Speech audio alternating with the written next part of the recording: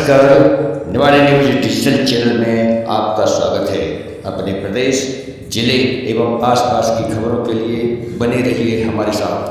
Samajwadi party के नेता एवं पूर्व विधायक दीपनारायण सिंह यादव ने प्रेस वार्ता कर बताया कि आगामी 31 अगस्त को निवाड़ी के स्टेडियम ग्राउंड में रक्षाबंधन महोत्सव का आयोजन किया जाएगा, जिसमें 1000 से अधिक बहनें शामिल होंगी। इस दौरान उन्होंने क्या कुछ कहा, सुनिए हमारे चैनल के माध्यम से। इसलिए भी आमंत्रित किया है कि पत्रकारिता के साथ साथ आप इस नगर के एक संभ्रांत नागरिक भी हैं। हम आपसे भी प्रार्थना करना चाहते हैं और आपको आमंत्रण देने भी आए हैं। 31 तारीख में हम लोग अपना रक्षाबंधन उत्सव मना रहे हैं। विगत 15-16 वर्षों में हम लोग लगातार रक्षाबंधन के दिन या एक दिन बाद इस कार्यक्रम को करते रहे हैं, अपनी सभी बहनों को बुलाकर।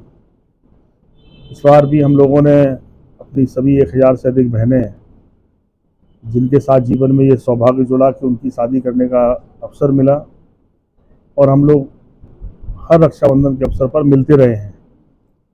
निवाड़ी के 2 नंबर ग्राउंड पर हम लोग एक भव्य आयोजन करने जा रहे हैं।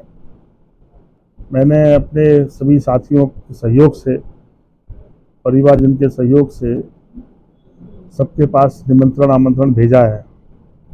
लेकिन फिर भी अगर किसी तरह से निमंत्रण किसी के पास ना पहुंचा हो तो मेरा एक सादर आमंत्रण है कि आप आएँ, सब लोग इस कार्यक्रम में, हमारा मनोबल बढ़ेगा। हम लोगों ने ये परंपराएं इसलिए चलाई हैं कि हमारे जीवन में और हमारी मैथोलॉजी में इससे पवित्र रिश्ता कोई दूसरा नहीं है। और ये सौभाग्य हम लोगों को मिला कि हमारे पास 1000 से अधिक बहनें हैं। कोई बिरादरी नहीं है, कोई धर्म ऐसा नहीं है जिसकी बहनें ना हों। तो अपने आप में एक सामाजिक, एक अनोखा कार्यक्रम है। हम इस कार्यक्रम को इस रूप में इसलिए भी आयोजित करते हैं कि लोग भी इस कार्यक्रम के रूप में आगे बढ़ें और इस कार्यक्रम की तरह वो भी आयोजन करें, जिससे सामाजिक समरसता बढ़े। हमारी कोशिश से जहाँ समाज को मजबूत करने की बातें क्या तो कह रहे हैं, पर समाज कहीं ना कहीं हम लोग आपस में जातीय नफरत में बढ़ते चले जा रहे हैं। मैं सोचता हूँ कि इस तरह के सामाजिक काम, इस तरह के आयोजन लोगों में भरोसा बढ़ाते हैं, विश्वास बढ़ाते हैं। यह भी सभी जानते हैं, हम सब लोग भी, किसी को भी मानने वाले हों, किसी धर्म को भी मानने वाले हों, किसी वर्ग से आते हों, सब ये सच्चाई जानते हैं कि आदमी आदमी से पैदा हुआ है, पेड़ से पैदा नहीं हुआ। कहीं ना कहीं हमारे पुरखे एक थे, धीमे धीमे संख्या बढ़ती चली गई और हम जातियों में तब्दील हो गए। राजनीति की वजह से या कोई और बड़ी सामाजिक पुरानी भूल की वजह से हम लोग, जिस वजह से भी काम के आधार पर भले जातियां बनी हों, पर आज जिस रूप में जाति खड़ी होकर हम आपस में एक दूसरे के प्रति विद्वेष ला रहे हैं, इस विद्वेष को मिटाने की पहल और कोशिश तो करनी होगी। जब हम ये कल्पना करते हैं कि हमें अच्छा समाज बनाना है, हमें अच्छा देश बनाना है, तो पहले समाज की बेहतरी के लिए हम सब में विश्वास तो बनाना होगा। तो हमारी ये कोशिश रही है। जब मैंने आज से 17 साल पहले 2004 में ये फैसला लिया था कि गरीब परिवार की बेटी को अपनी बहन बनाऊंगा, पहले आयोजन में भी मैंने 101 बहनों को अपनी बहन बनाया। उसमें भी कोई बिरादरी नहीं होगी, छोड़ी होगी जिस बिरादरी की बहन अपनी ना बनाई हो। और वो क्रम चला, धीमे धीमे ये सौभाग्य जुड़ता चला गया। इन वर्षों में 1000 से अधिक शादियां हो गई और हम लोग उस रिश्ते से बन गए। हमें इस बात की भी खुशी है, और मैं ये बात आपके बीच में इसलिए भी रखना चाहता हूँ कि जब अभी कभी संकट आया हमारे ऊपर, एक षड्यंत्र के तहत हमें एक झूठे मुकदमे फंसाया गया, बहुत सारे लोगों ने दुआएं की, संघर्ष किया, पर हमारी बहनें भी पीछे नहीं रहीं। उन्होंने भी इस अवसर पर एक बड़ा आयोजन किया, बिना किसी के नेतृत्व में, अपनी खुद उनकी बड़ी संख्या लेकर अपनी वो लोग प्रशासन के सामने आई और मजबूती से उन्होंने अपना पक्ष रखा। यहाँ तक कि जेल में आकर हमसे मुलाकात की और उन्होंने कहा कि भैया, अगर आपको नहीं छोड़ेंगे तो हम लोग वहीं धरने बैठे बैठे अपनी जान दे देंगे। मैंने उनसे आग्रह किया था कि बहन, हर भाई का ये कर्तव्य है कि वो बहन की रक्षा करे, ये जीवन का कलंक हम पर मत लगने दो। एक मैं स्वार्थी भाई बन जाऊं कि मेरे अपने परेशानी की वजह से मेरी बहनों ने अपनी जान जोखिम में डाली या सम्मान जोखिम में डाला। आप चिंता नहीं करो, तुम्हारा भाई इस जुल्म के खिलाफ लड़ रहा है, भगवान पे भरोसा रखो। ऊपर वाला तो सब सच्चाई जानता है, इंसाफ मिलेगा और हम लोग बाहर आएंगे और सब कुछ अच्छा होगा। मैं सोचता हूँ कि उन सब की दुआओं ने भी हम लोगों को इस षड्यंत्र से बाहर निकाला, वरना इतनी ज़बरदस्त तैयारी के साथ झूठी FIR लिख कर, जिन FIRों में हमारा कोई नाम नहीं, आप अगर देखेंगे FIRों की शक्ल तो आपको खुद आश्चर्य लगेगा कि कहाँ था कानून, कहाँ थे वो लोग न्याय की बात कहने वाले लोग, बड़ी बड़ी जिम्मेदारी पोस्टों पर बैठे लोग, किसी FIR में नाम नहीं, और आप बयानों के आधार मुलजिम बना रहे हैं और ऐसी झूठी कहानी पिक्चर की तरह कहानी बना रहे हैं। अरे पिक्चर वाले भी स्टोरी मिलाते तो स्टोरी भी नहीं मिला पाए।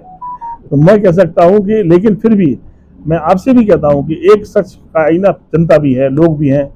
आप किसी भारतीय जनता पार्टी के नेता से भी अकेले में पूछेंगे और भगवान का वास्ता देकर पूछेंगे बताओ सच क्या है, तो खुद आपको पता लग जाएगा सच और झूठ क्या है। आम जनमानस भी जानता था कि सच्चाई क्या है। लेकिन मैं कहता हूँ कि बहनों के इस पवित्र रिश्ते की ताकत ने, उनकी दुआओं ने हमें न्याय दिलाया और हम आज आपके बीच में बैठे हैं।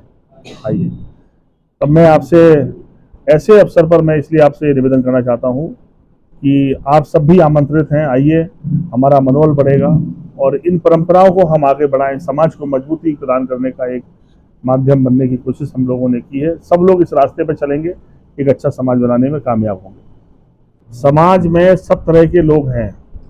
मैं सोचता हूँ कि एक तरफ पॉजिटिव सोच के लोग हैं और एक तरफ नेगेटिव सोच के लोग हैं। एक सकारात्मक सोचते हैं कि हमें समाज के लिए कुछ करना है और एक दृष्टि है कि हम किसी को अपमानित कैसे करें।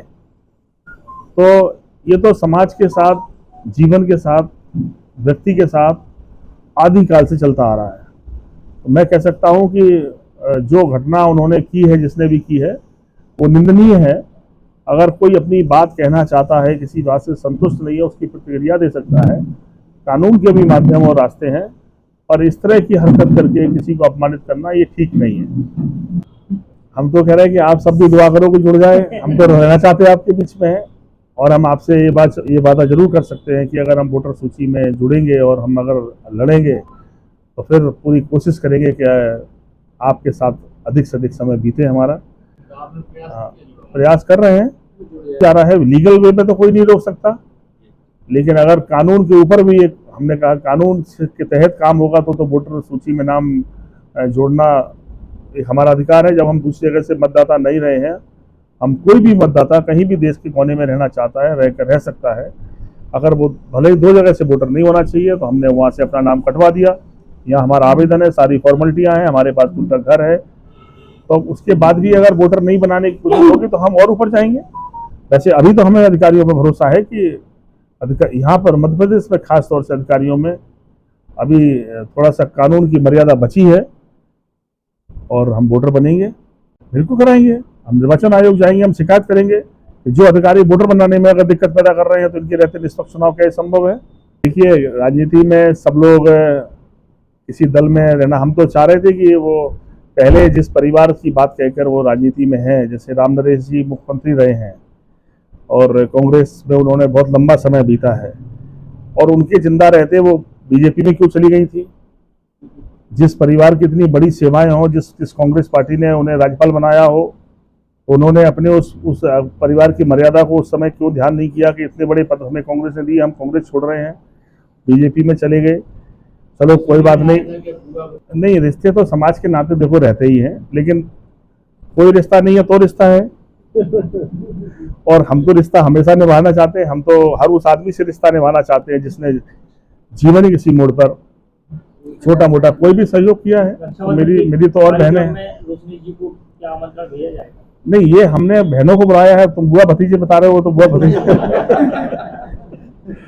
और हमने तो सबको बुलाया है। बिल्कुल हम चाहते हैं कि वो भी आए। नहीं, वो भी आए, हम नहीं, किसी को हम लोग ऐसा हम सोचते ही नहीं है। देखिए, मैंने कहा राजनीति के बाहर फिर हम लोग एक इंसान हैं, और वो रिश्तों से बने हैं, संबंधों से बने हैं। बहुत से लोगों से ऐसे भी रिश्ते हैं जो जाति धर्म से नहीं मतलब है, लेकिन दोस्ती और संबंधों में हमारे लिए जान लगाते हैं।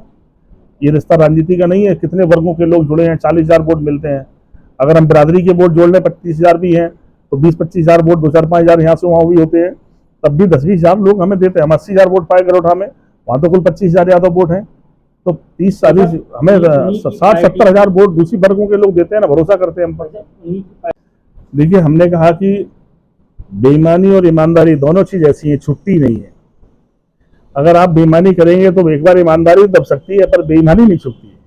ये नहीं है कि चेकिंग के नाम पर खड़े हो गए पुलिस वाले, दिन भर लूट रहे लोगों को। आप किसकी जिम्मेदारी है? कोई कहने वाला नहीं है।